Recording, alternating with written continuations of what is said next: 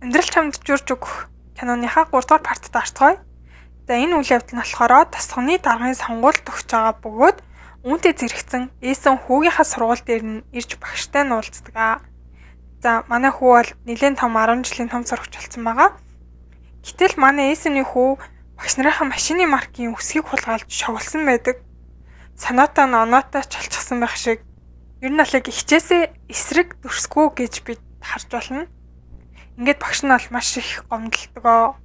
Нөгөө талд харин Эсэн нэг гоё машинтай нэг залуугаар их сургуулаас авахулан хамтдаа машин суу явахад хэсэг охтууд атаархан хардаг.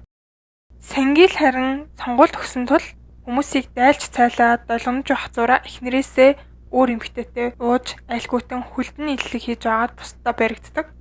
Энэ боломжийг ашиглаад Эсэний хуурай агч нар түүн рүү дайрч түүний жинхэнэ мөн чанарыг илчлэн гэж занлхийлж одоо сонгуулиас татгалцахад шууд хүрэгчдэг.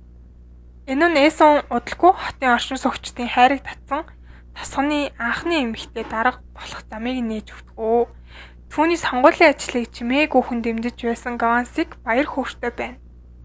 Манай хүн 10 настайгаасаа ерөнхийлөгчийн тэргүүн хадагтаа болно гэдэг байсан хөөрхөн шүү дээ. Тэр шөнө тэд бүгд баяраа тэмдэглэж манай хүн амар бүжгэлж мүжиглээд байсан хүн бүр гайхаад ээжийг болиулаач гэд аавдаа хэлээд идэв. Дараа нь Эсэн удалгүй ээжийнхээ тухай хизээ нэгэн цагт ерөнхийлөгч болно гэж тунхаглахыг сонсохдоо маш их тогтолж байснаа эргэн дурсдаг. Энэ хооронд бид Сөүлд Гимён хууль бус байсан ч оюутнуудад нууцаар хичээл зааж байгааг олж харна. Хичээлийнхаа нэг үеэр сурагчийн ээж нь түнд шаардлагатай бүх хуурам чүчиг баримтыг бэлдэж гаргаж өгөөд охиных нь нэрийн өмнөөс шалгалт өгөхийг хүсдэг. Энэ хүсэлт нь болохоор Гимён маш их цочирддаг. Гвансик гинэт Сөүлд ирээд түүнтэй уулзахаар дотор амьдрах хэрэггүй болохыг нь олж мэднэ. Гимёныг эргэж ирэхийг хүлээж байтал самсаргүй тохиоллоо Юмбём цэргийн алба хааж байгаад түүнийг хүлээж байгаатай таарна. Хэсэг хугацааны дараа Юмбём Гвансикийг таньж хөвгчлөлтэй байдлаар түүнийг Гимёнгийн найз гэж өөрийгөө танилцуулна. Энэ хооронд Гимён заллин хийхээс татгалцахад ажил олгогч нь түүнийг алмаазан бууж хулгайлсан хэмээн хэлсээр буруутгадаг. Ингээд Гимён маань цагдаагийн газар дуудагдана. Нууцаар хичээл заах нь хууль бус учраас тэр эмэгтэй хүүхдэд сургасны төлөө төлөх ёстой мөнгийг ч авч чадахгүй нөхцөл байдалд ортгоо. Ингээд маш их готардаг. За өөрний газар Гвансик Гимёнтэй харилцааны талаар асуухад тэд одоо хүртэл ойлгомжгүй харилцаатай байгаа гэдэг бөгөөд Гимён түүнээс 8 удаа татгалцсан байдаг. Гвансикч бас Юмбём өөрөөсөө залуу хэлбэртэй ямар адилхан болохыг ойлгосон бол Гимён бол Эсэний бараг бас л адилхан хуулбар болж таарч байгаа байхгүй юу? Амар хөөрхөн үйл явдал болж байгааз. Гимёнгийг ажил олгогчийн гэрт эмэгтэй Гимёныг хэрхэн шантаажлах гэж байгаа гэртнээс мэдж байсан гэрийн үйлчлэгч нь орж ирнэ. Тэр эмэгтэй гомдлоо буцааж авахгүй бол алмаазан бүгч чинь жихнээсээ хаяна гэж занлхийлдэг. Эцэст нь гэрийн эзэн эмэгтэй хүлцэнгүй болоод бид гэрийн үйлчлэгч нь бусаанд нэгэн луурын буудлын өрөөнд заллуулахаас аврагдсан Гвансик Эсэн хоёр болохыг олж мэднэ. Гимён Эсэнтэй төстэй тул гэрийн үйлчлэгч тэдний сайхан сэтгэлийг эргэн санаж хичээг нь хариулахыг хүсдэг. Тэрээр Гвансик далайд амийг авсны төлөө амбан захирагчийн шагналыг авсны дараа охинтойгоо уулзахаар явж байгааг мэдээд Эсэн удалгүй гэрлүүгээ эргээ явдаг. Тэд уулзахдаа гонигтой оройн зог барьдаг бөгөөд энэ үеэр Гимён өөрийнхөө ядуу байдлын талаар мөрөөдлөө биелүүлж чадахгүй байгаа. Мөн Японд суралцах хөтөлбөр гэх мэт өөрийн хүртэх ёстой боломжоо алдсан тухай бухимдлаа бол гаргадаг. Тэрээр аавтайгаа уулзахын тулд анх зорьсон газраасаа нэлээд хол замыг туулсан гэдгийг хэлээд эртхэн шиг салах гүйцэтгэн. Гвансикийг явсны дараа Гимён нулимс туслуулан Юмбёмтой салах ёс бас гүйцэтгэнэ. Тэрээр цэргийн баазад мэдээж буцаж очих ёстой. Ирээдүйд бид түүнийг хормон дээр уйлж байхад нь Гвансик түүнийг гэрлэх ёслолтоо алхахаар бэлдэж байхыг харна. Чижүүд буцаж ирээд Эсэн болон Ханьё нар сургуулийн сурагчдад зориулсан яруу найргийн тэмцээнд оролцоход авах ихсрийн нэгэн шүлгээ ирүүлдэг. Энэ хооронд бид түүнийг Ханьё нартай хамт дэлгүүр нэхэр бэлдэж байгааг харна. Үүний зэрэгцээ Гимён багш нь түүний гадаад суралц хаялыг санхүүжүүлэхийг санал болгож тэр Эсэнд мэдгэв. Энэ нь нэлээд гэр бүлийн маргаанд хүрэх нөхцөл байдал авчдаг. Учир нь Эсэн Гимёныг үнэхээр авахыг хүсэж байгаа эсхийг мэдхийг хүснэ.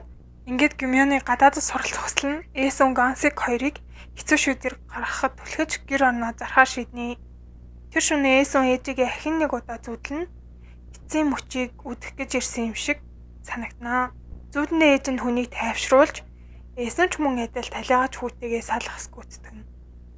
Гюмьоныг Японд руу явах мөчөд гэр бүл нь Сөүл рүү нүүж Эсоны түүнд зориулж цуглуулсан мөнгөнд нь уйлцсан. Эсон яруу найргийн уралдаанд төрүүлдэгч сургуулийн Дэмил Эсон хэмээх сурагчийг хайдаг. За ингээд Эсон Гансиг Гюмьоныг дэмжихийн тулд байсан газар жижиг байранд нүүж ордог. Эсон мөн Ханьёгийн нагцэгч нартай нээхэр төлөвлөж байсан дэлгүүрээсээ хувиа гаргаад гутамжны худалдаач иргэн болдог. Өөр нэгэн газар Гюмьон энэ зургийг хараад ээж аавынхаа хүсэл мөрөөдлөө алдсан шалтгаан нь дахиад л өөрөө болсон гэдгийг мэдээд байлдаг. Одоо цагт Гюмьон Сөүлд өрөө хөсөж байхдаа гэрийн эзнийхээ охиных нь найз залууга өрөөндөө нухыг нь туслахыг оролдоно. Гэсэн хэдий ч эзэн түүнийг Гюмьоны шүүгэнд нуусан байхыг олоод харцдаг. Үүний зэрэгтээ Эсон Гансиг хоёр Миньоныг өрөөндөө хин нэг нууж байгааг бас олж мэднэ. Түүнийг танилахаа оргосон хүү гэж таамаглаад өрөөнд нь ороход түүний шүүгэнд нэг өөр охин өвдчихэдэг. Энэ үед бид Гюмьоныг найз охин гэж танилцуулдаг Цангилийн охин болох Бүү Хёнсуктэй уулзнаа. Хёнсук ямар нэгэн байдлаар түүнийг баг байхад нь ээж нь нэг удаа Эсон руу заагаад Эсоны нөхөр шиг хүнтэй гэрлэхээ мартуузаа гэж хэлснийг сананаа. Хэдийгээр Японд суралцсан ч Гюмьон ажил олох гэж зүдэрчээдэг. Тэр найз охиныхоо ааваас нөөгдөж байсан Пак Чонсолтой таарлтнаа. Бид Чонсолыг театрт ажилладаг зураач гэдгийг нь олж мэдсэн ч тасалбар зарах зурагт хуудас хийгээг болмоос байнга загнуулдаг. Гэсэн хэдий ч найрсаг театрын эзэн түүнийг халаагүй хэвээр байна. Чонсол Гюмьоныг тасалбарын кассанд ажилд ороход тусалдаг. Нэгэн өдөр Гюмьон ажил хийж байгаад түүн дээр очиход тэд театрын хоосон өрөөнд уулзсан байхыг Чонсол тэднийг алсаас харж идэг. Ажлаа тараад Гюмьон амьдарч байсан ядуу харууллаас явахыг санал болгодог. Онцон Гюмьоныг оронд нь явахыг хүснэ. Тэр хооронд Чонсол тэдний яриаг сонсон өнгөрч нүүрэнд нь инээмсэглэл тодордог. Манай Чонсол угаасаа Гюмьон сайн юм шиг угам уу?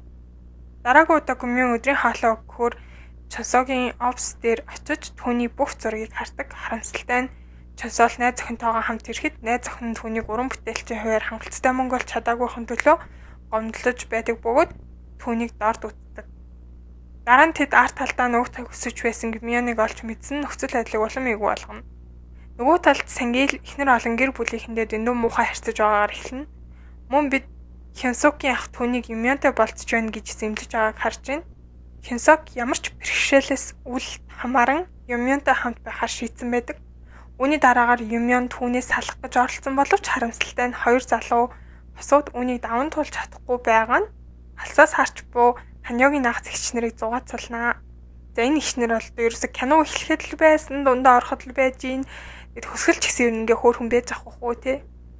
Энэ хооронд Гюмьоны ээж нь түүний төрсөн өдрөөр хүүгийнхаа байрнаас Гюмьоныг олоход түүнд их муухай ханддаг. Гюмьон машин Гюмьоны хажууд сууж байхдаа тэд салдаг. Маргааш нь ажил дээр Гюмьон гадаад театрын тасалбар зарж байгаа бололтой нэгэн эмэгтэйг олж харна. Гэвч Гюмьон анхааралтай ажиллаж байхдаа үсгсэлэн тавигдсан урлагийг үнэхээр харж үнэлж байгааг хараад түүнийг дагахаар шийдэв. Тэр эмэгтэй нь харин Чонсогийн ээж болох нь тодорхойлдог. Чонсог багаас нь зураг дуртай байсан тухай тэдний яриаг театрын эзэн сонссонтой адил Гюмьон түнд театр үзүүлэх тоглолтын тасалбарыг чимээг өгөн өгнө. Гайхалтай эзэн ч орж ирээд тасалбар гардуулж өгсөн. Түүнийг гаднаасаа хүйтэн харагддаг боловч дотроо бол үнэхээр сайхан сэтгэлтэй хүн гэдгийг харуулна. Дараа нь Чонсогийн ээж анхны киногоо үзсний дараа Гюмьонд баярлалаа илэрхийлээд тэр гурав жижиг дэлгүүр рүүгээ явж Гюмьонд англи хэлний номоор дүүрэн цүнх бэлгэлнэ. Тэр хоёр уушин газар хоолсны дараа Чонсол түүнийг гэрт нь хөрвж өгдөг. Эсон болон түүний аав гэр бүлийнхэн эцэг эхийнхээ өвөг дээдсийн зан үйл бэлтгэж байх үед Эсон бага насны нэгэн аимшигт явдлыг дурсав. Тэр нэг өдөр хацгүйтгэлийн дохио болох хар сон хөөж явсан тухайгаа дурсана. Тэр өдөр автобусны зогсоол дээр нэгэн ачирхалтай эмэгтэйтэй таарлцсан бөгөөд тэрээр Эсонд мөнгө өгөхийг хүсдэг. Эсон удалгүй мөнгө авчирсны дараа эмэгтэй түүнээс нэмж авахыг түүнд зоосоогүй. Ингээд Эсон нам гүм замаар ээжтэй мөнгөө харуулах гад хурдан гүйжитл ачааны машин дотор хүлээж исэн хүн өөрийг нь хулгайлгахсан байдаг. Гэвч тэр чухал мөчөд ээж нь гинт гарч ирэн түүнийг аварсан. Хожим нь ээж нь автобусны зогсоол дээр мөнгөө орхиж авахдаа миний толгойн арт тал дээр нүд байна. Энэ бол ээжүүдэд хэрэгтэй зүйл гэж хэлж байдаг. Эсэний ээж эцэст нь эмэгтэйг мөшгөж хүүхэд худалддаг мөн уйлга гуйдаг байсныг нь олж мэдээд тосгоны хүмүүсийн тусламжтайгаар түүнийг болон хамтрагчийг нь хоёулын зодож байсныг бид мэднэ. Тэр шөнө ээж хоёр хоёулаа хардарч хүүгийнхаа болон дүүгийнхаа амийг авч чадсан хар салхины тухай зүудэлдэг.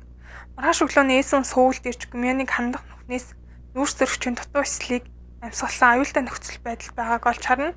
Тэр түрүүн тусламж дуудаж гэрийн эзний гэр бүлд мэдэгдэн яалттай тусламж эрэхтэй зэрэгцэн тэнд байгаа чонсоол Гүмёныг шатаар булгана. Гүмёныг авран азар эмнэлэгт ээсүүн чонсоол нар байдаг. Энэ нь мөн юм бям түн дээр ирээд уйлж тэдний харилцааг ажигласан ээсэн худалгүй түүнийг аван сэгтээ ямар адилхан болохыг анзаардаг. Хэдхэн секундын дараа тэр Юмбямын ээж Гүмёнд хэрхэн муу хандсан байж магадгүй мэдээд түүнийг хүлээж авахаас шууд татгалздаг.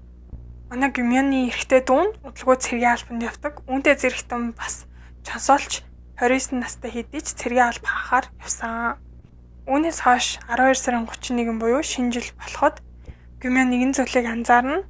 Нэгэн цагт чонсоолоос өөрийг нь зурхыг маш их хүсдэг байсан хүсэлтийнхээ ачаар түүний зурсан хөрөг зургийн болондоо үлдсэн байхыг харнаа. Тэр хоёр хамтдаа гэрлүүгээ алхаж явахдаа чонсоол Гүмён хоёр хоёулаа адилхан амьдралын хамгийн эвгүй ич хүртэй мэдрэмжүүдийг авч ингээд даван туулж явж байгаагаа мэддэг. Яагаад гэвэл тэр хоёрын амьдрал бол айгүй ижил төстэй нөхцөл байдал байдаг. Дараа нь бид Гүмён Юмбям нарын гэр бүлтэй уулзаж хоол идэхээр болсон харна. Гүмён маань айлын эрэхтэй охин болохоор хадмуудтай олон тэнд байгаа хүмүүст үйлчлэхдээ жоохон эв хавгүй байгаад байдаг. Энийг найз залуугийнх нь аав ээжүүд анзаараад эвгүй хараад байдаг.